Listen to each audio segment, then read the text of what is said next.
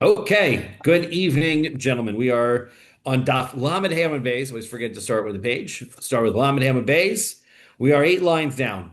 Um, so we said Kiman Kihai Tana. What we were discussing is possible reasons why cheese that is made by non-Jews could be considered not kosher. Why we would have a ruling, a rabbinic enactment not to eat their cheese, despite the fact that potentially there's nothing wrong with cheese because it definitely comes from kosher milk. So, what is the problem? We had said yesterday, we had thrown out a last few potential issues. We had said, it could be because because it's coated with pig fat in order to be able to preserve it. So that was a concern. Another concern we said was that potentially they used vinegar as the ingredient that causes it to coagulate. And vinegar is a problem because vinegar comes from wine, and wine is yayin nesach, and therefore it could be prohibited for idolatrous reasons. So that could be a problem. And then this last one was Rav Nachman Bar Yitzchak, who said because they use the sap that comes from trees that are in their orla in their first 3 years of existence. Yes, Yehuda. Is it talking about balsamic or is it talking about like white vinegar? It would be balsamic, I think, comes from wine, right? If I'm not mistaken. White vinegar, I don't think comes from wine, right? There's rice vinegar, there's all kinds of other vinegars. It would have to be a wine vinegar, red wine vinegar, or balsamic vinegar, which I think come from wine products. It has to be from a wine product, otherwise it wouldn't be an issue. It would be right. It has to be a wine vinegar. So this last possibility is that it's from sap from a tree that's in its first 3 years of growth, and we want to know, Kaman, who is this like? Ki hai tan, according to this following opinion. Rabbi Eliezer says, Hamad bid bisraf ha'urla also. If somebody uses the sap from a tree that is in its first 3 years of growth, so then use that sap in order to be able to coagulate your milk in order to make cheese that is prohibited. You can't get any hana, you're not going to get any benefit from urla. And so therefore, since it's a significant ingredient in that it causes the milk to coagulate, that would make it prohibited. Because the sap is considered a fruit. And all the fruits that grow during the urla cycle are prohibited from getting hana. And then we say, afilu, no, not necessarily. This statement was Rabbi Eliezer's statement. Rabbi Eliezer disagrees with Rabbi Yeshua in that brisa. Where is it? A Mishnah? I think it's a Mishnah, right? It's a Mishnah. So he disagrees with Rabbi Yeshua because Rabbi Yeshua holds that sap is permissible because it's not a fruit, right? It's not fruit produce of Orla, and that's not the prohibited part of the tree. But we're going to suggest that when it comes to sap for our circumstances, even Rabbi Yeshua would agree that the sap could create a prohibited cheese, which would lead to the rabbinic prohibition of all cheese from non-Jews. Because afilu temer Rabbi Yeshua, because ad kan lo polig Rabbi Yeshua aleh Rabbi Eliezer ela bekatfa de goza. We're worried about when we're talking about the sap that comes from the bark. I guess we call that resin that comes from the wood. The resin is if you peel the bark off the fibrous growth that's between the hard wood of the tree and the bark. That's the resin. So that is not. That's where they argue. They argue over whether the sap that comes from there is considered prohibited from orla. But if it's sap that comes from the actual fruit of the tree, so then modi, that would be something that even Rabbi Yeshua would agree is part of the fruit and would be prohibited to use as a thickener for cheese.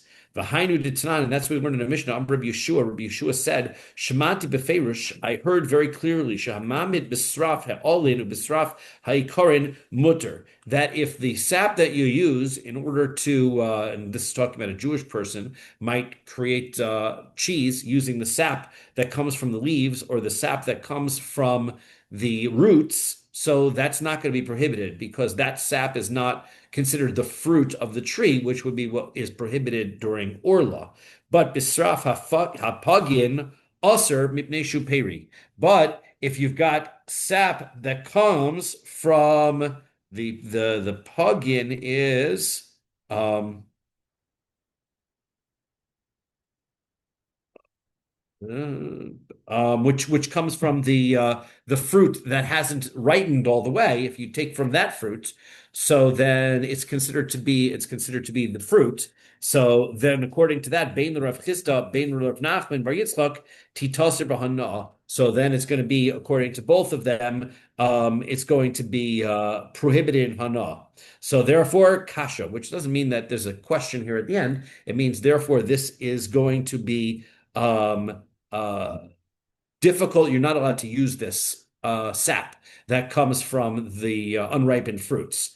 So therefore, since there is a concern, some saps wouldn't be a problem according to Yeshua, but some saps are. And since some saps are, and that's what can be used by non-Jews to be used for cheese, the Rabbanan would have made an enactment to prohibit it all cheese as a concern that that would be the sap that they used for their cheese. There'd be no way to know.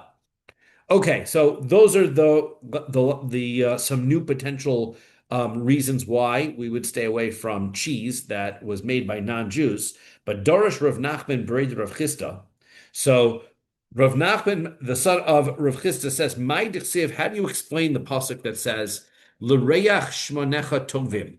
Right, that the pasuk which is in Shir Hashirim says, and this we're bringing this up because we had just discussed other psukim in Shir Hashirim when Rabbi Yeshua had deflected Rabbi Shmuel in our Mishnah. So how do you understand this pasuk, the phrase that says that the smell of your oil is good? So we're talking about the ones with the oil, the ones who smell of oil are talking about is a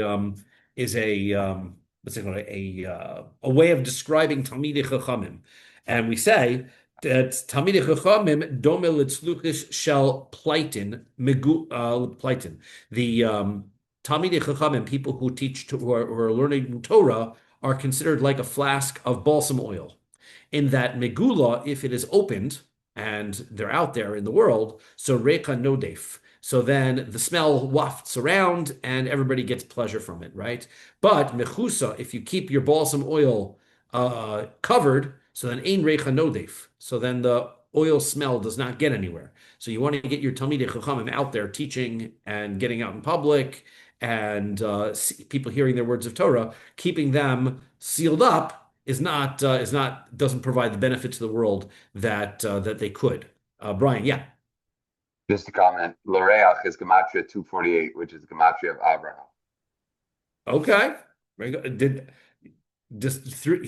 You just happened to do the gematria as we were headed, as we're going through it? It's good. Very nice. Okay. So the load, not only that, things that are hidden, right, by the fact that he gets out into the world and he teaches, things that are hidden from him become revealed, right? Meaning he's learning and he doesn't understand something. If he goes out and teaches it, so then that will clarify his learning in his head, and then everything will become clear. Jeff, we're going to be at the Mishnah on Lamed Hayamad Beis 35b in about 3 minutes. So as you get your Gemara open, it's probably just good to catch up with us right at the Mishnah on 35b, which is where we're going to be in a minute. Shenamar, as the pasuk says, alemos avucha. The word alemos means maidens. Maidens are you are beloved to the maidens. But karibe alumos. We're going to change that phrase and we're going to read that phrase as those things that are secret or are hidden are beloved. Meaning that when a Talmid Chacham teaches, so then by going through the process of preparing and teaching, then his learning becomes clarified and things that he didn't understand become understood. V'lo od, and not only that, Ella shem alach hamavis ovo. Even the angel of death loves the Talmid Chacham and grants him long life. Shenamar, as the pasuk says, alemos avucha, and we're going to read that word alemos as karibe al maves, right? That is the angel of death, the one who is on death, loves Talmidei Chachamim and protects them, and that's because the Malach HaMaves likes to everybody's doing Hashem's will, everybody's doing for the good of the world, right? Even the angel of death, right? People die in order to protect them from doing the wrong things. But a Talmid Chacham, the longer he's around, the longer he lasts, the more he's doing good in the world, the Malach Mavas keeps him around. V'lo, and not only that, El Shenochel Shnei Olomos. He's going to get this world, and he merits the world to come. And again, it's the same idea because, and we'll finish this. Shenamar Alemos and Koribe Olamos. We're going to say instead of the word Alemos, we're going to read Olamos. Multiple worlds on his, and the reason for that is that the world getting benefit in this world can be a temptation for people, and they could wind up doing wrong things as a result of gaining wealth. But if the person is a Talmid Chacham, so then the risk for him to misuse his wealth is less. Therefore, as a result, the worlds are granted to him. He can get benefit both in this world and the world to come. Okay, we're at the next Mishnah. Now we're here, ready to go, Jeff. And we're at Lamed Hey 35b. What is it, 35b2 or 3? What is it? 35b2? Yep, B2. Okay, so 35b2 at the Mishnah. Veilu dvarim shel ovdei kochavim asurin vein isuran isur hana. Okay, up until this point, we've been talking about idolatry, things that you can't get any benefit from a non-Jew with. There are things that there's a prohibition, rabbinic enactments, to be able to use them, but the prohibition is not a prohibition of getting benefit. It's just a prohibition against eating those things. And so, for example, right, chalav shechavvo oved kochavim ve'en yisrael ro'ehu. Milk, that is milk that comes from that a non-Jew owns, that a Jew does not witness the non-Jew milking that animal. We don't know where it came from, right? We don't know if that milk came from a non-kosher animal or a kosher animal. Therefore, the source for Chalav Yisrael, right? We need to be able to have supervision on milk products to be able to make sure that a non-Jew did not switch it. Yes, Yehuda.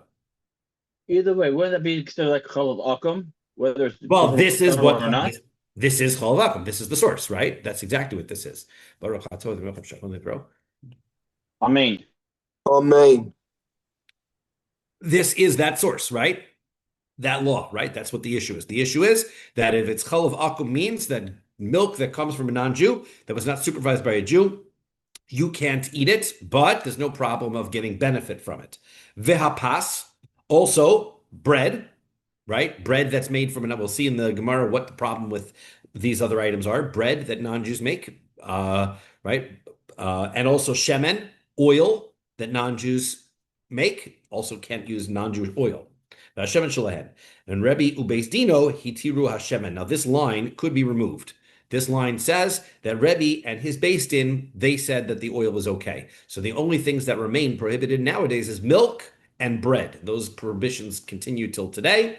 Prohibitions against using, we would call them chumros, right? Stringencies, but we'll see what the value, where the stringencies lie. Yes, Yehuda. Why is that extra virgin olive oil is the only oil we can use without a hechsher? So that's going to be our question. Hang on to that because the Mishnah here says can't use it, and then Rebbe says we changed the rule. From now on, you're allowed to use oil. We're going to see why that they were able to change that takana, and whether we put that in the Mishnah or not, whether that line comes out. But the Gemara later on is going to tell us that in the end, that rule that you can't use olive oil without a hechsher is removed, right? So that doesn't exist nowadays, and we'll see why. Okay, next. V'hashlakos v'kiv v'ukvashim shedarkam laseis letochon yayin v'chomaitz. And if you've got the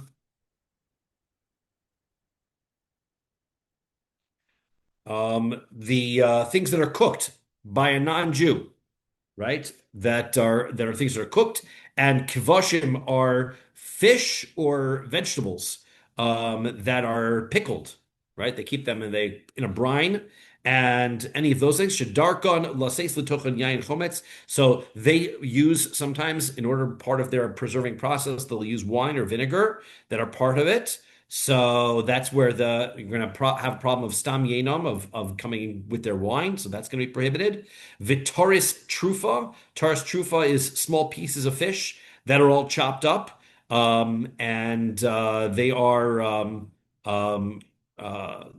going to be prohibited. You can't be able to, because they're so chopped up, you can't tell whether it's from a kosher fish or not from a kosher fish. So therefore, you're not sure what else they put in there. Vitzir, also brine, which is from kosher fish. She'ein ba daga kilbis shotetis bo. It doesn't have the kilbis fish swimming around in it. Apparently, there was if you have kosher fish, a certain type of kosher fish, that they would chop it up and they would store it in brine. A little creature called the kilbis would live in that brine. If you had non-kosher fish, the kilbis could not survive in there. So that sounds a little bit strange. I'm not sure what creature it is. There are other Rishonim who argue with that explanation that there's some kind of a living organism that lives in kosher fish brine, but not in non-kosher fish brine. They find that a little bit of a stretch of the imagination. They couldn't understand what that Gemara was talking about as well either, and they have other explanations for it. But that is the basic translation. The chilik we talked about was a fish which was sold when it was cut up but was young before it had fins and scales, and so therefore it was. We mentioned it in the context that if the chilik was bought from a professional chilik merchant, then they would probably not switch and put non-kosher fish in it. But generally speaking, you can't eat their chilik because there could be non-kosher fish that they would add as an ingredient. The koret shel chiltis. Also, if you had the sprigs of this chiltis plant, which is some kind of very sharp, spicy kind of a seed, and they would use it for a spice. So the problem is that they would take the seed and they would have to chop it up or smash it, and they would use their knives in order to be able to do that. And since it was spicy, it would absorb the fats, the flavors that were on their non-kosher knives. So if they had a non-kosher knife that was used for non-kosher meat, and then they would cut up, let's say, this spice, this pepper or whatever kind of a spice it was, then that would absorb the flavor from the knife, and it would become not kosher. So therefore, that needed to be certified as kosher. Umelach shalkondis, and this is this type of a salt that the bakers of Rome used to use. Hare ilu asurin. All of these are prohibitions, and ve'ein isurin isur hana, but there's no prohibition of hana. The problem that all of these things have is that there's a chance that you're going to switch the product for a non-kosher product, and so therefore this Mishnah is the source of kosher supervision, right? When you're going to verify, you need to be able to make sure that anything that you buy from a non-Jew doesn't have any switched products in it that may be not kosher, despite the fact that they're selling you something saying this is the kosher product. You have to be sure. Yehuda, yes. Yehuda, is your hand raised? Oh, you're muted. Sorry. Is that the reason why when people buy fish from a non-kosher market, they do shift because non-kosher ingredients and some of the non-kosher stuff could go into the scales or whatever? Yes, that's exactly right. So what Yehuda is saying is that if you get a kosher fish from a non-kosher fish market, right? So one of the challenges that you have is they could have used their knives from a non-kosher fish market in order to cut your kosher fish. And so therefore, what we do is we scrape off the outer layer of the fish in order to be able to remove any of the fish that touched the knife of the non-Jew, right? So this is, but when it comes to these spicy things, they're exceptionally absorbent of their flavor, and so therefore you can't, and also the item is very small, you're not going to be able to remove the part that touched the non-kosher knife, so therefore they wouldn't be able to use it at all. But yes, you'd have to worry about non-kosher utensils in your food preparation as well. Okay, let's get into some interesting discussion, some practical stuff here. Says the Gemara, Chalav, when it comes to milk, lemay nechoshla. What are we worried about? Why can't you eat milk? Why can't you drink milk that comes from a non-Jew? Imishum ichlufe. So if you're worried that they're going to exchange kosher milk for non-kosher milk, tahor chiver tame yorok. That you shouldn't have to worry about because kosher milk is white and non-kosher milk is a yellowish color, right? So therefore, it doesn't look the same. You can look at it and see whether you're looking at cow and goat milk or pig milk and camel milk. Ve'imishum iaruve. Now, if you're thinking that maybe they just mixed some non-kosher milk in, so it still looks the same, so nekum. So then what we should do is we should just see if it coagulates, right? See if the cheese becomes if the milk can become cheese. Damar Mar, as Mar said, cholav tahor omed, when a milk that is kosher can coagulate and turn into cheese. Cholav tameh eno omed, and non-kosher milk does not turn into cheese. So the answer is ida kaboy ligvina hachinami. So yeah, if you want cheese, that's fine. You're right. Then you could turn it into cheese, and you know the cheese is going to be fine, other than the fact that we have a takana from last Mishnah that you can't use their cheese anyway. But if you've got the cheese, you should be fine. Hachaba mayaskina, what are we dealing with here? The kaboyle lechamcha. He says that the issue here is that we are not using the cheese for what do you call it? We're not using the milk for cheese, but rather what we're doing is we're using it for cooking, right? We're using to be able to put this milk into into some kind of into a cooked dish that requires milk. So turning it into cheese is not going to help us, right? It's a good test to see if it's kosher, but that's not going to help us here. Venishko mine kali venekum. So he says, well, why don't we just take a sample, right? So we'll take a sample from the milk that we bought from the non-Jew, and we'll see if it turns into cheese, and then that will help us. So the answer is Kevan de betoher nami ika nisyube delokaimi leka lemekim Allah. So he says, well, the thing is that when you have kosher milk, not all of the milk turns into cheese, right? It separates out into curds and whey, right? As we had by Mary, right? Or right, who's the one who sits on her tuffet? Miss Muffet. She's eating her curds and whey, right? It separates out into curds and whey. So therefore, even in kosher milk, you're going to have some liquid that drips off. That's not going to prove to you that the milk that is there, right, is non-kosher. So therefore, you can't use a sample. You can't take a sample and test it. The milk, let me sema, or else if you want, I will say, afilu tema de kaboy la ligvina, ika de kai beni atve. He says, you know what? Even if you didn't want to buy this milk and use it for cheese, you still couldn't do it, right? At least the answer that we've given so far is, you can't use the milk, right? Even if taking a sample to see if it turns into cheese, that's not going to work. The rest of the milk still okay, but if let's say I did want to buy the non-Jew's milk and turn it into cheese, that should be fine. The answer is no. Like we said before, according to Rashi's explanation of the Gemara, like we said before, since the milk gets caught in the cheese when it hardens, even your cheese, which has kosher milk, may have parts of the non-kosher milk still mixed in, and that's going to prohibit the cheese as well. So therefore, we're never going to be able to use the milk from non-Jews. There's no way for us to be able to verify that it doesn't have milk from other animals mixed in.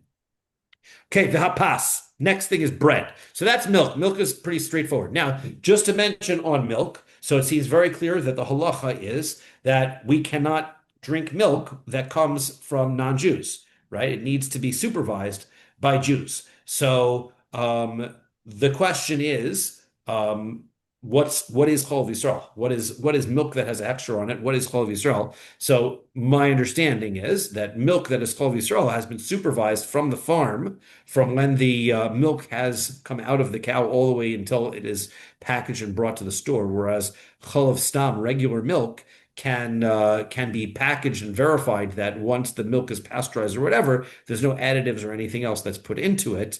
But nevertheless, the reason why the question was asked for Moshe Feinstein when there was no Chol Yisrael in the United States, do we need to worry about Chol Yisrael nowadays? And the answer of Moshe Feinstein said that in a pinch, you can rely on the fact that in the United States or in Canada, a food producer has laws that govern what can be added to food and what can't. So a farmer can't simply add pig milk to his cow milk and get away with it, right? He'd be worried that the authorities are going to discover that he's putting other things into the milk and he'll get into trouble. So therefore, in a way, it doesn't have to be a Jewish person who is your who is your mashgiach, who's your supervisor, but even a non-Jew who is relied upon, like the Food and Drug Administration of the United States, or I don't know, the Ministry of whatever Agriculture in Canada, I don't know what they have, right? They have those supervising agencies would prevent a non-Jew from adding any additives to his milk, and therefore we don't have to worry about that necessarily. Although Rav Moshe Feinstein says that if it is available and it's something that you can do, it is certainly praiseworthy to do.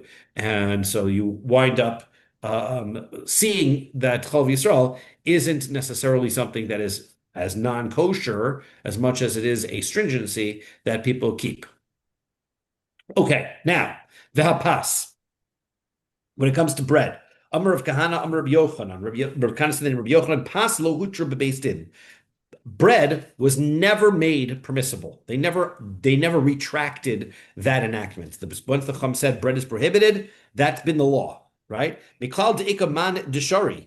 So now, if we're going to say that Beis Din said that it wasn't permitted, that sounds like somebody else did say it was permitted.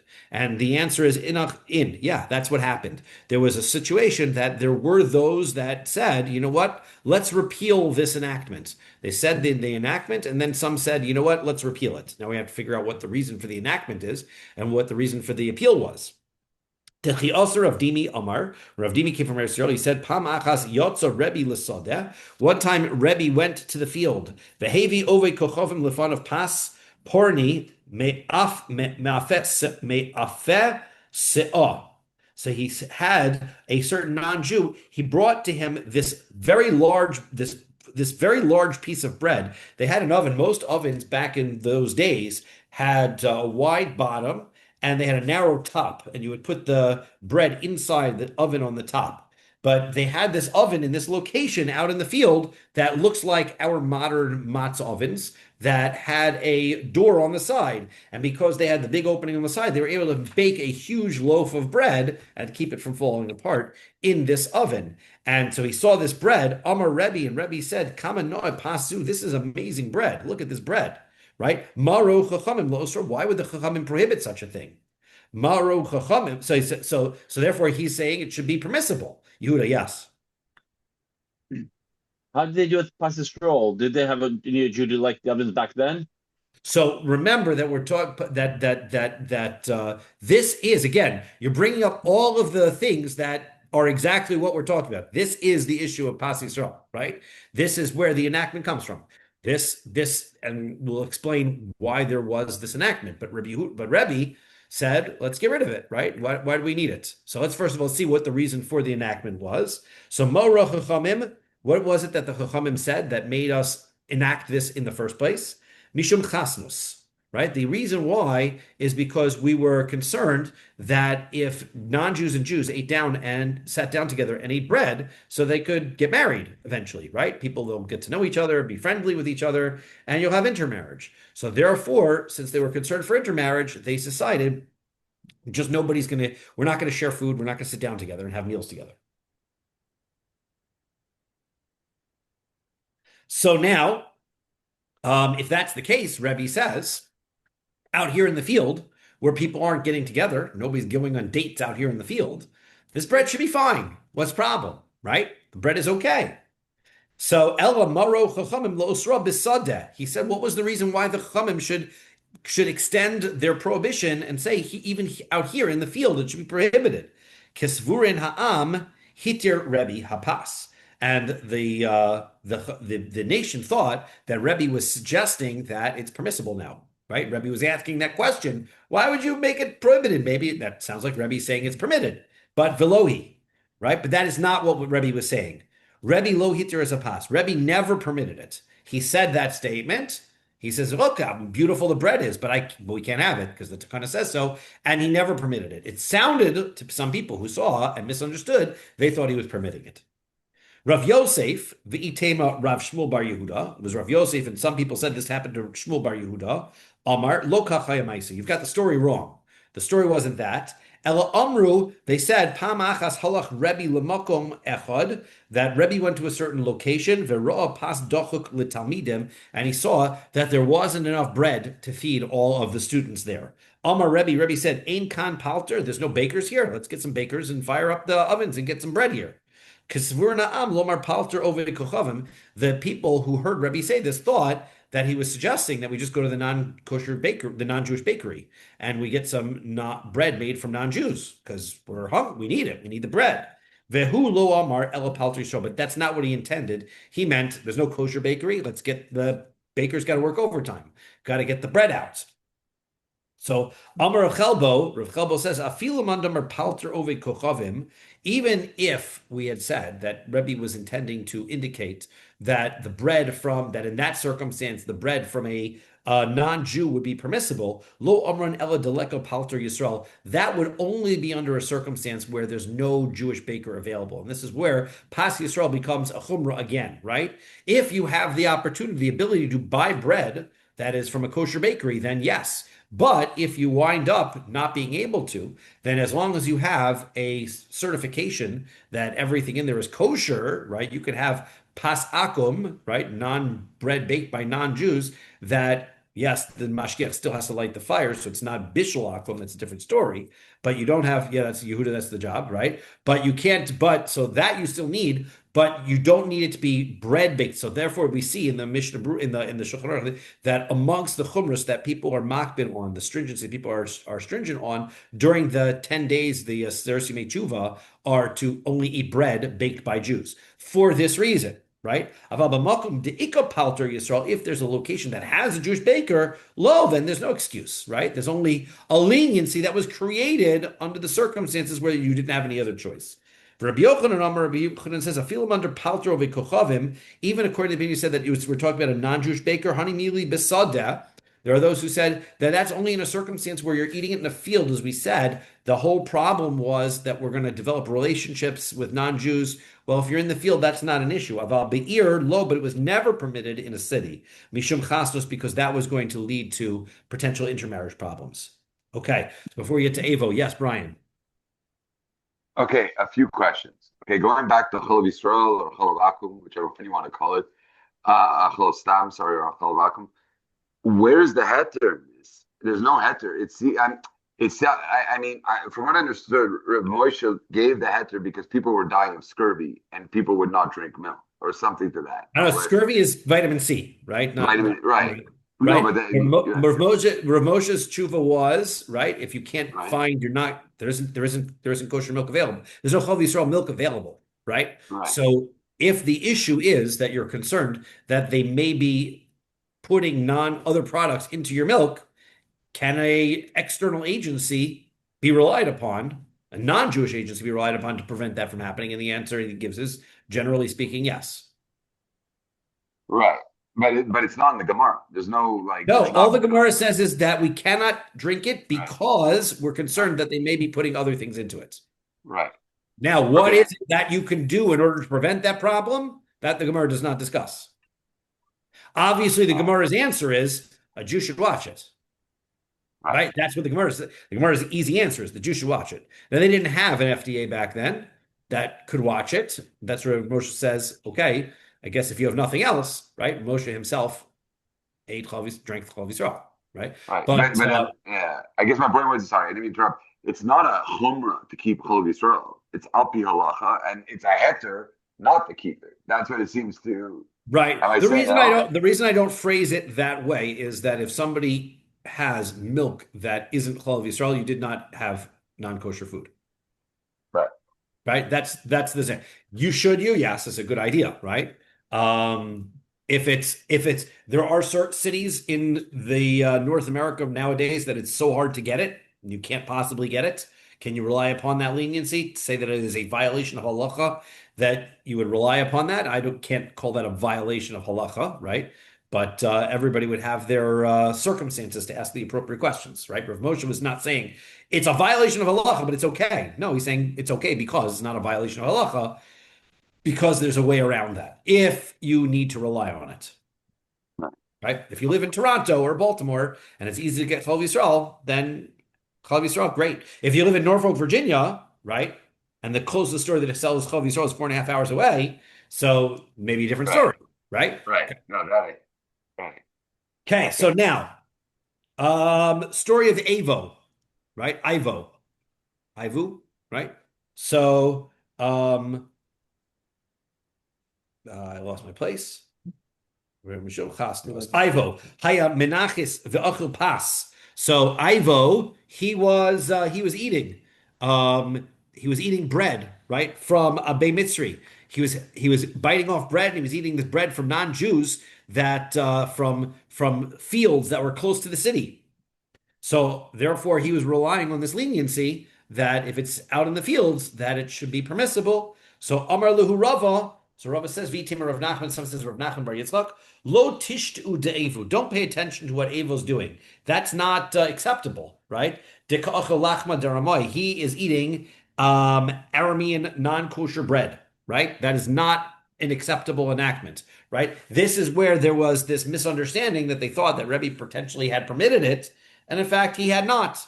And so therefore, we don't eat bread that is right, not eat bread that is baked by non-Jews because of chasnus, right? Because we're going to wind up in a situation of relationships. Now, here is where there are leniencies. Leniencies are for industrially produced breads, right? Because industrial produced breads that have a hefsher, that everything is certified as kosher in that, but it is manufactured by non-Jews, right? That industrial bread, there's no issue of chasnus, right? Nobody's going to get married to the CEO's daughter who he's never met because he bought Wonder Bread, right? So that's not how that works. So therefore, the rationale for leniencies, and of course, all the way through history, there have been opportunities and situations where the leniencies clearly have existed because bread is not always so available, right? So you want to be able to make sure that people have enough food. So therefore, that's where these questions come up, right? Okay, next, let's get into so we do have this concept of Chol Yisrael. We do have this concept of Pas Yisrael. We've heard of these concepts: eating bread that comes from Jewish bakers, eating milk that is supervised by Jews. But the one that we've never had is Shemen Yisrael. Nobody's ever heard of oil, and Yehuda is struggling with how you can get extra virgin olive oil without a hechsher. Vashemen shalahen. The Mishnah says you cannot have their oil. Shemen, when it comes to oil, the Gemara says Rav Amar. That Rav says, you know where the source for this is? Daniel Gazar Olav. Daniel, the Navi, right? Between the first base of English and second base of English. He's the one who said you can't have their oil, right? Ushmuel, Amar Shmuel says, Zalifa son shall kalim tmeim osarton, lamed vavam and olive. That it's the oil that non-Jews, they would store their oil that they would make in containers that already had other oil in it. And since their oil potentially could be tameh, Elior, so if the oil could be tameh, so then the oil could then come in contact with the oil that is now being placed in the container, making it tameh. Now, first of all, there are lots of issues with that. The oil that doesn't exist but is absorbed in the walls of the container may not be able to transmit tumah. That is a first issue. But we're going to focus on the bigger issue with that problem. And it says that the biggest issue is, so therefore, osar tam, therefore the Chachamim said prohibited. You can't use their oil because it might be tameh when you buy their oil. Okay, well, problem is, atu kuli alma ochle taharos ninu. Who cares? So the oil's tameh. Everybody eats only tahor oil. I mean, people don't eat things that are tameh. There's no base in English nowadays. We shouldn't be worried about tameh oil, right? If I'm going to have my dinner, the dinner could be tameh. It's not that big a deal. There's no prohibition against eating things that are tameh. Ella, so rather, that's not what it is. Zlifason shel kelim asurin osartan. We're worried about them storing it in their utensils and the flavors, the detrimental flavors that are not kosher from the utensils getting into the oil. That's what the problem is. So it's actually going to be absorbing non-kosher flavors from the utensils that the non-Jews stored it in. That's according to Shmuel what the problem is. So basically, this is going to be an issue of absorbed flavors from containers. Amar le Shmuel le Rav. So Shmuel says to Rav, So according to me, he says that the whole reason here is because you're getting the absorbed flavors from the utensil into the oil, and therefore you're going to have non-kosher oil. That's everything's great.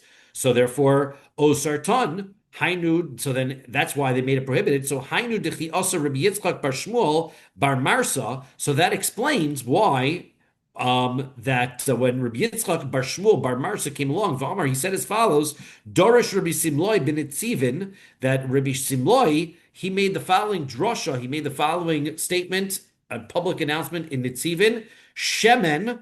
So when it comes to oil, Rabbi Yehuda ubeis dino nimnu alav v'hitiru. That when it comes to oil, that Rabbi Yehuda and his beis din, they voted and they said it's okay. So according to me, that the prohibition was that they were concerned about absorbed flavors, and it turns out that they don't have to worry about the absorbed flavors because they store it in containers that are set aside for oil anyway. Okay, great. So they originally made a prohibition and they removed the prohibition. But according to you, that this prohibition came from Daniel's time. Who are they to decide? How's Rabbi Yehuda supposed to come along? Daniel said it's prohibited, and you came along and said it's okay. So kasavar no Saint Tamlif Gam mutter, right? It makes sense because what's the reason why they thought it was prohibited? The reason they thought it was prohibited because you have a flavor that's in the container, non-kosher flavor that's absorbed in the container of the non-Jew. So normally, right, flavors or any food goes bad after an amount of time. So the container that the oil was stored in would be sitting around for 24 hours or longer, which means any of the flavors that were in that utensil have spoiled and gone bad. So originally they thought, right, that originally they had the idea interpreted and they said that a negative flavor is still not kosher and it gets absorbed into this oil. The oil is now not kosher. So therefore you shouldn't have it. But they then reanalyzed and came to the conclusion and said the halacha is that tam lifgam, if you've got a flavor that's negative, this is how we paskin, this is a rule, the way we follow in kashrus, that if you've got a flavor that is negative, it doesn't pass that flavor into the food and ruin the food. So therefore, even though it's true that they are storing their oil in non-kosher utensils, the fact that the flavors in those non-kosher utensils are bad, they're detrimental to the oil, means that it's not going to prohibit the oil. Okay? So, right, what makes a flavor negative? Bad taste, right? Just tastes bad, right? If it starts to taste spoiled, that's what makes it negative. So, okay. So therefore, he says that's my explanation for what happened. First, they thought it was prohibited. Then they came back, they reinterpreted and decided it's permitted, and therefore they removed. The Rabbi Yehuda came along and said, okay, it's permitted now. Fine. El Didach, but according to you, Rav, Amar Daniel Gozer Alav. According to you, you said Daniel was the one who made this enactment. So Daniel Gozer Vaser Rabbi Yehuda Hanasi Mavata Lei. He says, I don't understand. Daniel made this enactment. And then you're telling me that Rabbi Yehuda Nasi comes along 1,000 years later and he says, nah, forget it. What gives Rabbi Yehuda Nasi the right to decide something that Daniel said that you could take it away? V'atanan, we learn in a Mishnah, Ein Beis Din Yochel Levatel Divrei Beis Din Chavero Elam Kain Godol Heimenu Bechachmo B'Minyan. One beis din is not allowed to nullify what it is that another beis din has said unless they are larger than them in numbers, or meaning they have more of them, and in wisdom. So therefore, that wouldn't apply. You can't say you're smarter than Daniel. So how could you do it? So Amar Le Simloi Loda Kamart. He says, well, Simloi says, well, what are you asking a question here? You're saying somebody from Lud, right? That he isn't respecting the Chachamim. Shani Lodoi de Mizalzulu. He says the Lodians, of course, they would. Rabbi Yehuda would from Lod, so he wouldn't respect the Chachamim anyway. So therefore, yeah, so they would repeal the enactment, even despite the fact that it sounds like you weren't allowed to, or it was Rabbi Yitzchak bar Shmuel. He was criticizing that he comes from Lud and that he would presume that Rabbi Yehuda Hanasi had repealed the enactment because he doesn't really. The people from Lud are not that careful with the respect of the rabbis. So therefore, he might suggest that you could just repeal something if you don't like it. So Amar Le, so Shmuel says to Rav, you can't answer that. Ashlech Le, should we send him a message and tell him that you think that of him, that he doesn't respect rabbis? Should we tell him he said so? So ichsif. So you're right. So he got embarrassed. He took that back. He says that was an inappropriate thing to say. That isn't what I'm saying. Amar Rav. So Rav said instead, Im heim lo darshu anan lo darshinon. So he says, even if, right, even if the if Rabbi Yehuda Hanasi, right? I mean, you have to read the Psukim in Daniel, right? So they must have interpreted it and said that it wasn't established by Daniel. We can literally see the pasuk in Daniel where it comes from, and it says Vaksiv. The pasuk says, "Vayalsam Daniel alibo asher lo yiskael bepas bag hamelach ubiyin mishtav." So the pasuk says Daniel decided that he was going to keep himself. Here he was in the palace of Nebuchadnezzar as an aide, and he wanted to make sure he kept kosher inside the palace. So he made some rules upon himself to be able to keep himself separate from everybody else. I'm not going to eat their bread. I'm not going to eat any of the bread from the king. And I'm not going to have any of the wine from his drinks. Now he has drinks plural there. Drinks. Bishtei mishtos hakosav medaber. The pasuk is telling us not only did he refrain from wine, which is a yain nesach issue, but he refrained from drinking something else as well. Echad mishta yain vechad mishta shemen. That means that he didn't drink any of their wine and he didn't drink any of their oil. And it's right there in the pasuk. So therefore it's clear. So how did Rabbi Yehuda HaNasi decide that he's going to remove it when it's clear in Daniel that he established it? So Rav Savar Alibo, Shem Ulikol Yisrael Hora.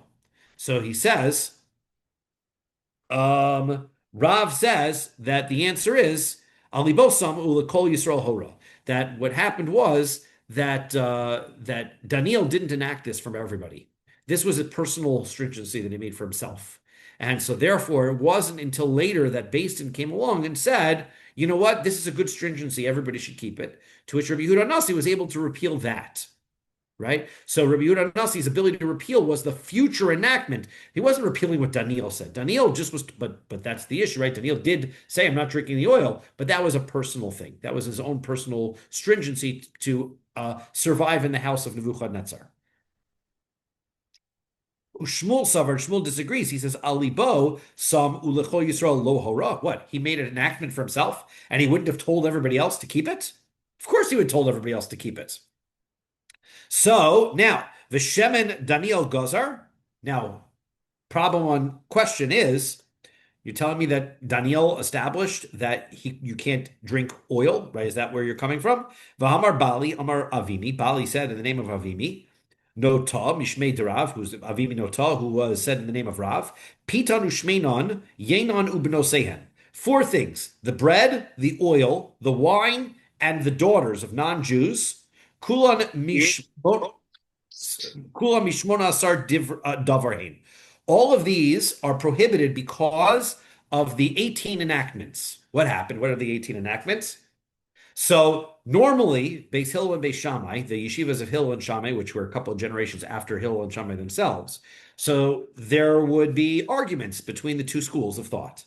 And the way that they would resolve their arguments is they would take a vote.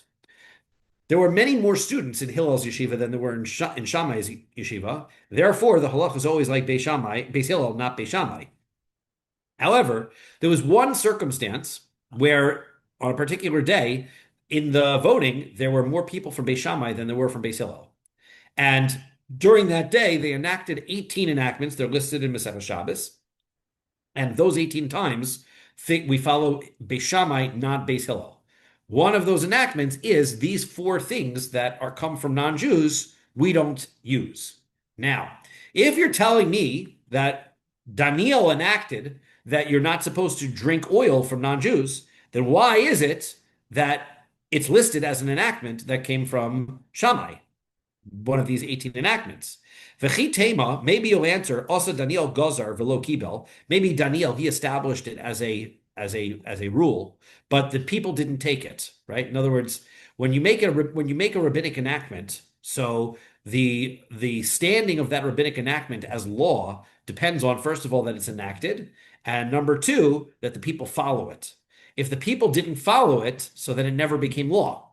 So therefore, maybe Daniel said it, but nobody kept it. So therefore, it never became law. Also, Talmidei de Hillel Shammai, and then many, many years later, the students of Hillel and Shammai came along, the Gozar, and they reestablished this enactment because they were also worried about too much intermarriage with non-Jews.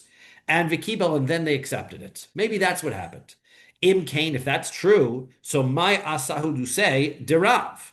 So if that's the case, then what is it that that Rav is testifying to, right? Rav said that that Rav said the whole reason, right? Rav started off by saying, you know where the enactment came from for oil? The enactment came from Daniel. Well, according to what we just said, no, it didn't. The enactment for oil came from Hillel. It didn't come from Daniel. Ella, so rather, here's what it means. Daniel gozer love ba'ir. Daniel made the enactment, he said, in a city, right, where there's lots of intermarriage problems and issues, can't have their oil. The also Inhu came along, the Hillel and Shammai, Beis Hillel, Beis Shammai, the Gazar Afilu Besada, and they spread the prohibition, and they said, even in the field, even where it's not in the city, you're not allowed to have their oil either. For Rabbi Yehuda Nasi, Hechi Matzi Lemesha Takanta de Talmidei Shammai Behillel. Well, still, then what you're suggesting is that when Rabbi Yehuda Nasi came and he nullified the enactment, then we went back to the way it was during Daniel's time. Can't have oil in the city, but oil in the field would be okay. However, Rabbi Yehuda Nasi wouldn't have the power to nullify an enactment that came from Beis Hillel or Beis Shammai either. Right? Just like he couldn't repeal something that came from Daniel's time, he wouldn't have been able to repeal from Beis Shammai and Beis Hillel. V'hatznan, as we learned in the Mishnah, ein beis in yochel levatel divrei beis din chavero l'kein godol heimenu b'chachma b'minyan. He would be not, his beis din wouldn't have the power because his beis din wouldn't be greater than Beis Hillel and Beis Shammai's beis din in numbers and in intelligence and wisdom. So therefore, they wouldn't have been able to repeal that either.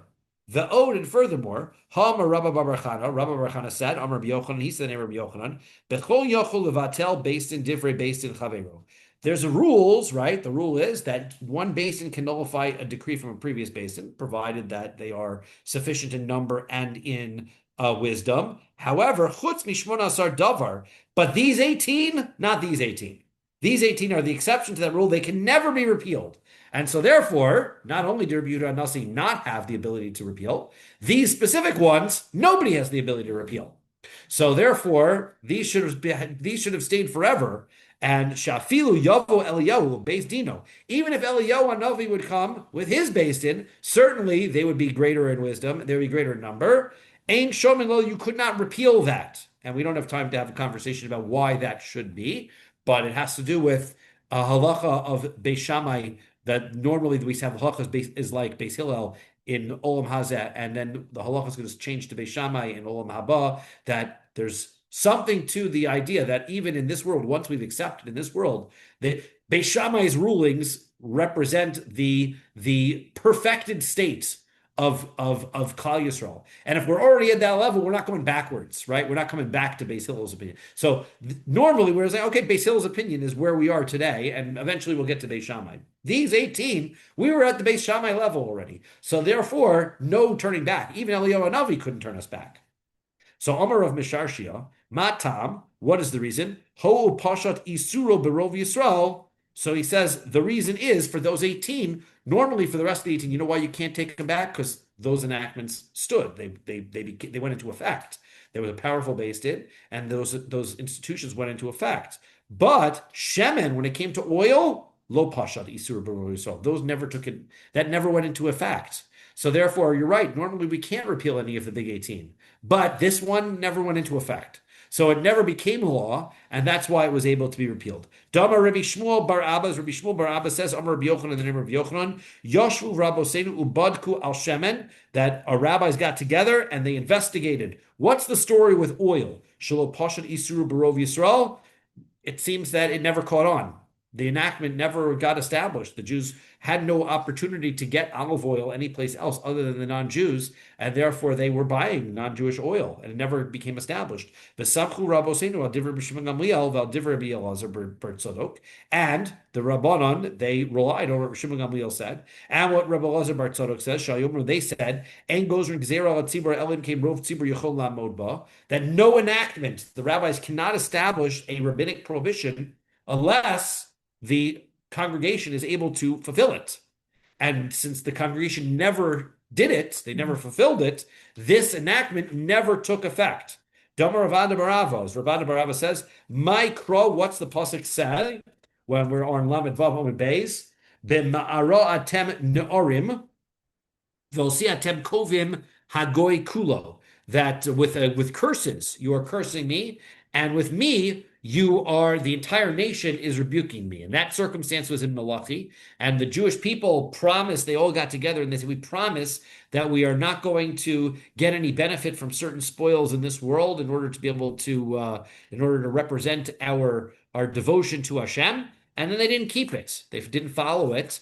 And Hashem says, right, that since the entire nation accepted this upon themselves, so that's where the embarrassment here is, right? If the people never accepted it upon themselves, it wouldn't be a rule. But the people did accept it, and they didn't follow it. Therefore, that's why Hashem says that's why I'm upset.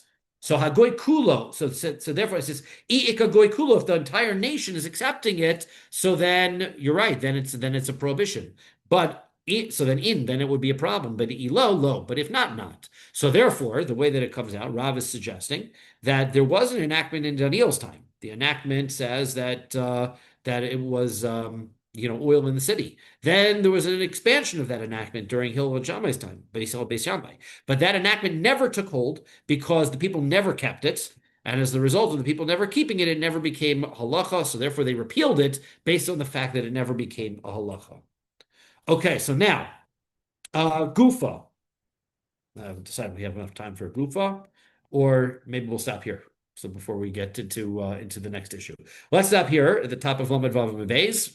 Okay, sounds Rather good. than getting ourselves deep into something that we are going to start over again anyway tomorrow. So we'll start off with Gufa again. Thank you very much. But that's our shiur for the evening. Beautiful. Yeah, we'll see. Thank you very much. We'll see y'all tomorrow. Thank you, Rabbi. Sounds great. I'll see you tomorrow.